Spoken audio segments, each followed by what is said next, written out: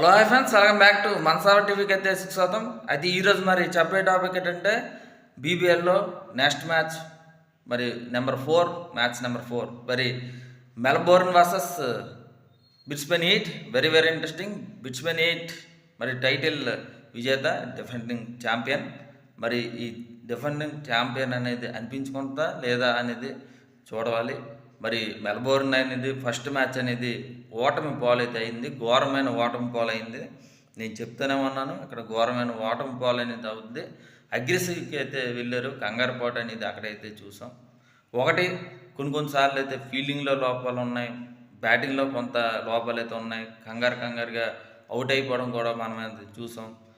బౌలింగ్లో కూడా వైఫల్యాలు చూసాం, ఎక్కువగా రన్స్ అనేది ఇవ్వడం చూసాం, వికెట్లు అనేది పడగట్ల పోయారనేది మనం అయితే స్పష్టంగా ఎక్కడైతే చెప్పాలి. ఎక్కువగా రన్స్ అనేది ఇవ్వడం కూడా మనం అయితే చూసాం. బ్యాడ్ ఫీల్డింగ్ ఇవన్నీ కూడా ప్లస్ చేసుకుంటే చాలా మంచిది మెల్బోర్న్. లేకపోతే మరో ఓటమి తీసుకువెళ్ళే ఛాన్స్ ఎక్కువ మనకి కనిపిస్తుంది.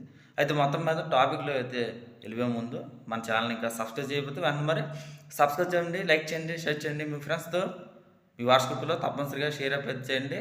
100 లైక్స్ అనేది మర్చిపోకండి. కింద నా టెలిగ్రామ్ లింక్ అనేది ఉంటుంది, ఆ టెలిగ్రామ్ లింక్ అయితే వెళ్ళిపోతే చాలా మంచిది. ఎందుకంటే అక్కడ డ్రీమ్ లెవెల్ అనేది ఉంటుంది. మీకు ఓకే అయితే మీరు అదే పెట్టుకుంటారు, లేదు అనుకుంటే కొన్ని మార్పులు చేర్పులు చేసుకొని ఇంకో డ్రీమ్ లెవెల్ అనేది పెట్టుకుంటారు.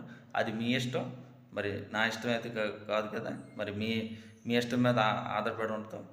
మరి దయచేసి మరి కింద నా టెలిగ్రామ్ లింక్ అనేది ఉంటుంది, ఆ లింక్ అనేది వెళ్ళిపోయి సబ్స్క్రైబ్ మాత్రం మర్చిపోకండి. సబ్స్క్రైబ్ చేస్తే మరింత అక్కడ డ్రీమ్ లెవెల్ అనేది డీప్గా తెలుస్తూ ఉంటుంది. మరి మొత్తం మీద మ్యాటర్లోకి అయితే వెళ్ళిపోదాం.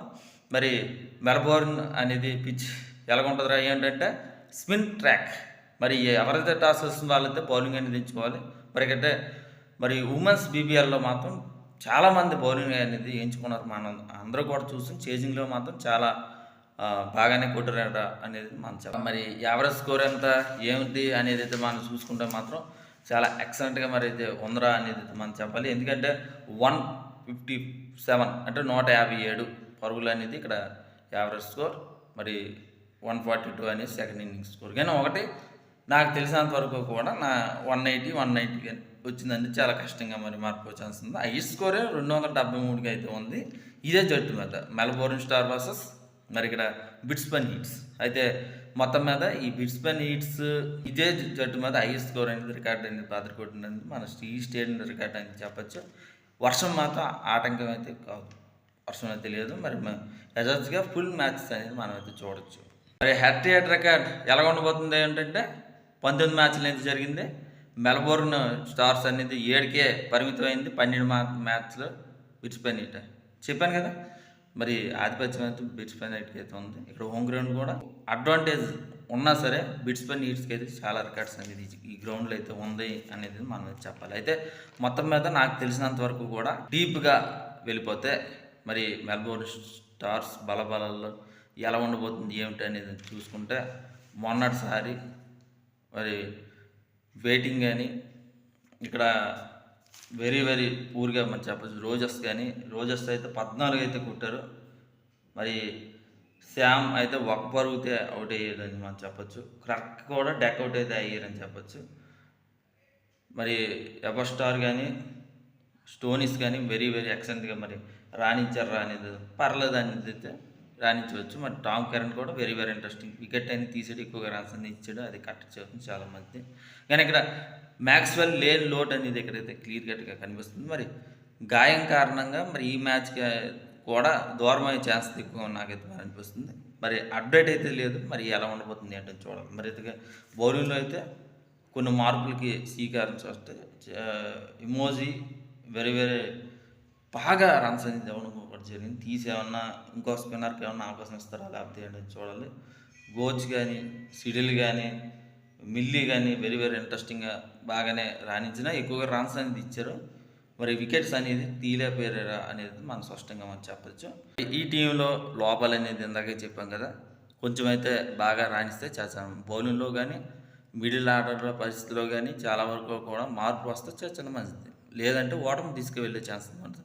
మరి బ్రిస్బేన్ హీట్స్ ఎలా ఉందరా ఏంటంటే బ్రిస్బేన్ హీట్స్కి అయితే బ్యాటింగ్లో కానీ బౌలింగ్లో కానీ ఎక్సలెంట్గా మరి ఉందరా అనేది అయితే మనం అయితే భావించాలి. ఎందుకంటే పీటర్సన్ కానీ ముర్రే కానీ వెరీ వెరీ ఇంట్రెస్టింగ్ అని మనం చెప్పొచ్చు. ఇక్కడైతే లంబూషాయిని కవాజా లేని లోటు అనేది క్లియర్ కట్గా మరి కనిపించే ఛాన్స్ ఉంది. ఎందుకంటే బీజీటీలో ఆడుతున్నారు కాబట్టి మరి ఎలా ఉండబోతుంది ఈ లేని లోటు అనేది అయితే స్పష్టంగా మనం చెప్పొచ్చు. ఆల్రౌండర్లో కూడా మ్యాక్సీ లేని లోటు అనేది స్పష్టంగా మనం చెప్పొచ్చు. మరి ఫుల్ కానీ నీర్స్ కానీ వెరీ వెరీ ఇంట్రెస్టింగ్గా ఆడతారు బాగానే. మరి ఆల్రౌండర్స్గా మరి అయితే ఉన్నారా అనేది అయితే మనం చెప్పాలి.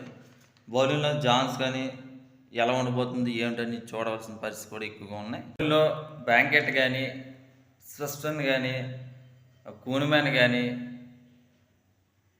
ఫ్రీ స్విచ్ కానీ వీళ్ళందరూ కూడా మంచి బౌలర్స్గానే మనం చెప్పాలి. స్పిన్నర్స్లో మాత్రం కూనిమ్యాన్ కానీ మరి ఈ స్పిన్నర్స్ కానీ వెరీ వెరీ ఇంట్రెస్టింగ్గా మరి ఉండబోతున్నారు. మరి ఎలా రాణిస్తారు ఏమిటని చూడాలి. మరి పెద్ద గ్రౌండ్ హోమ్ గ్రౌండ్ అడ్వాంటేజ్ అనేది మరి మెల్బోర్న్ స్టార్స్కి అయితే ఉండబోతుంది. మరి 2 సంవత్సరాలు అయింది మరి పిట్స్బర్గ్ హీట్స్ మీద గెలిచి మరి ఎలా ఉండబోతుంది ఏమిటి, ఈసారి గెలుస్తారా లేకపోతే గెలరా అనేది అయితే చూడాలని పరిస్థితి ఉంది. నాకు తెలిసినంత వరకు కూడా మరోసారి మెల్బోర్న్ స్టార్స్ మరి కమ్బ్యాక్ చేసే అవకాశం ఉందేమో నాకు ఇది మరి అనిపిస్తుంది. మరి ఎలా ఉండబోతున్నాడు ఏమిటి అనేది చూడాలి. మరి మెల్బోర్న్ స్టార్స్ గెలుస్తుందా లేకపోతే ఏమిటి అనేది చూడాలి. మరి దీస్ ఫ్యాన్స్ ఇంకా మా ఛానల్ ఇంకా సబ్స్క్రైబ్ చెప్తూ అండ్ మరి సబ్స్క్రైబ్ చేయండి, లైక్ చేయండి, షేర్ చేయండి. మీ ఫ్రెండ్స్ వాట్సాప్ గ్రూప్లో తప్పనిసరిగా మరి షేర్ అప్ అయితే మర్చిపోకండి. ఇది ఫ్యాన్స్ బాయ్.